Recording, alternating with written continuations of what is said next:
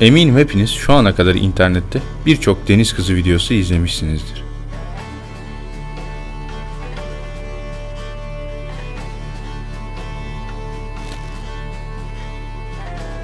Bu görüntülerin pek çoğu ya çok düşük çözünürlükte ya da çok uzaktan yapılmış çekimlerdir.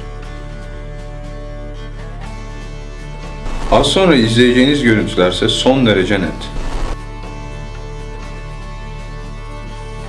Görüntüler şimdiden pek çok deniz biyoloğunun deniz kızları hakkındaki fikirlerini değiştirdi bile.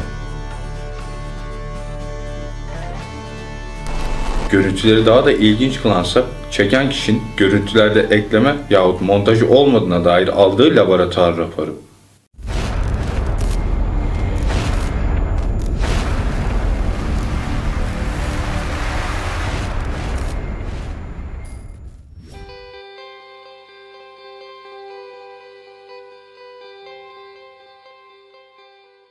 Deniz kızları bir insanın baş ve üst gövdesine bir balığın kuyruk ve solungaçlarına sahip olduğu düşünülen varlıklardır.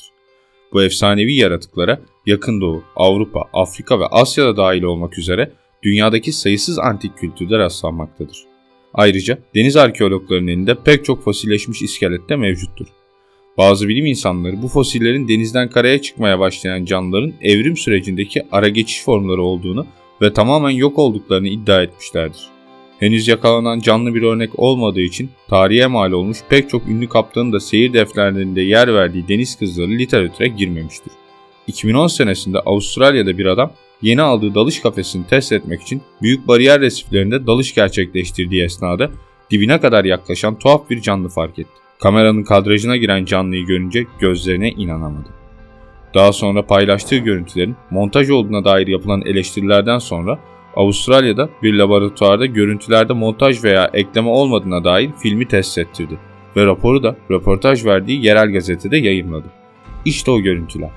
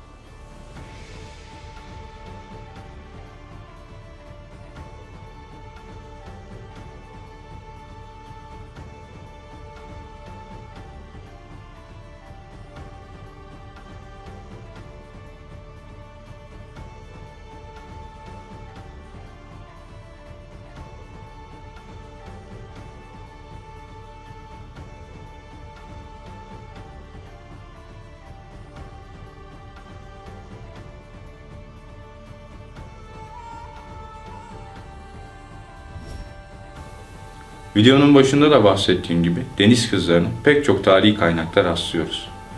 Bu yarı insan, yarı balık vücutlu insansıların efsaneleri M.Ö. 5000 yıllarına kadar dayanır. Kristof Kolomb'un yeni dünyaya olan yolculuğu sırasında deniz kızları gördüğünü ama çok çirkin olduklarını ve daha cazip olmalarını beklediğini söylemiştir. Tarihte yaşamış büyük denizciler, deniz kızlarını konuşmayan, yeşil, siyah, kahverengi veya sarı saçlı balık kuyruklu, genelde okyanuslarda ve bazen de nehirlerde yüzen doğaüstü insanlar olarak tanımlarlar. Deniz kızı anlatımları neredeyse evrenseldir. Bilinen ilk yazılı deniz kızı hikayesi M.Ö. 1000 yılında Asurlularda görülmüştür. Asur kraliçesi Samiramis'in annesi Atargatis, ölümlü bir çobana aşık olan ölümsüz bir tanrıçadır. Fakat aşık olduğu genç çoban ölür ve o da bir balığa dönüşmek için bir göle atlar. Ama su onun mükemmel vücudunu ve doğasını gizlemez. Bunun yerine ona bir balık kuyruğu ve suda nefes alabilme yetisi verir. İlk Atargatis betimlemeleri insan kafası ve bacakları olan bir balık şeklindedir. Yunanlılar ise Atargatis'i Derketo diye tanımlamışlar ve Afrodit'in yanında betimlemişlerdir. Denizlerde hakimiyetiyle tanınan Cenevizlerin 1300-1480 yıllar arasında gemicilerin tuttuğu 1300'den fazla deniz kızı raporu halen İtalyan arşivlerinde ziyarete açıktır. İngilizlerin elinde de pek çok deniz kızı kaydı mevcuttur. Aslan yürekli Richard olarak bilinen İngiliz hükümdarının babası Kral II. Henry, 1165 senesinde donanma içerisinde 5 gemiden oluşan özel bir birlik kurarak kendisine deniz kızı yakalamalarını emretmiştir. Bu sebeple Güney Afrika ve Hint okyanusuna açılan donanma, nihai hedeflerine varamadan korsanlarca yağmalanıp batırılmıştır. Bizans döneminde de Marmara Denizi'nde deniz kızları görüldüğü rapor edilmiştir. Preveze Deniz Savaşı'ndan hepimizin yakinen tanıdığı Kaptan Andradoria'nın hatıralarında gençlik yıllarında yaptığı seferlerde pek çok defa deniz kızlarını gördüğünü yazmıştır. Kristof Kolomb'un Amerikan Doğal Tarih Müzesi'nde yer alan seyir defterinde 1493'te Haiti yakınlarında deniz kızları olduğunu belirlediklerini yazmıştır. Fakat gördükleri öyle masallarda anlatılan gibi güzel yüzlü, havalı deniz kızları değildi. Hatta kızdan daha ziyade bir erkeği andırıyordu. Kaptan John Smith ise yaptığı yolculuklarda gördüğünü söylediği deniz kızları ile ilgili şu iddialarda bulundu. Kanada'da Newfoundland adası kıyılarında kocaman gözlü, yeşil saçlı bir deniz kızı gördüm. Hatta belden aşağısının balık olduğunu fark edene kadar ona aşık olmuştum. Daha önceleri deniz altında kalan fakat günümüzde ise denizin çekilmiş olduğu kara parçalarında yapılan pek çok kazıda da belden yukarısı insanımsı, belden aşağısı ise bir balığı andıran birçok iskelet ve fosiller rastlanmıştır. Bazı bilim insanları bunun evrime dair ara geçiş formları olduğunu öne sürerken, başkaca birçok bilim insanı, özellikle de bu konuda uzmanlaşmış deniz biyologları, deniz kızlarının dünyanın eski çağlarında yaşamış ancak sebebi bilinmeyen bir şekilde nesilleri tükenmiş canlılar olduklarını kabul ederler. 1939 yılında keşif gezisi için Atlas Okyanusu'na açılan Alman donanmasına bağlı bir filo, deniz kızlarını 2 defa gözlemlediklerini rapor etmişlerdir. Daha yakın tarihe geldiğimizde ise yine sahte veya gerçek pek çok görüntü internete yüklenmektedir. Aslında tarihin eski dönemlerinden günümüze kadar deniz kızları denizciler tarafından düzenli şekilde rapor edile gelmiştir. 2012 senesinde ise Animal Planet kanalı Madagaskar açıklarında deniz kızlarına dair kurgu bir belgesel çekiyordu.